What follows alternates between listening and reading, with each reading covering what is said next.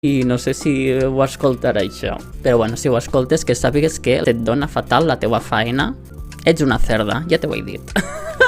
Certes persones que dius, amor, UNICEF te paga? Ets una enviada, ets una col·laboradora, ets algo de UNICEF o una organització, una associació, un algo, perquè no vaigues de moralista i de superior. No estem parlant d'això, no me mescles temes, no me mescles conceptes, és super bàsic i super simple.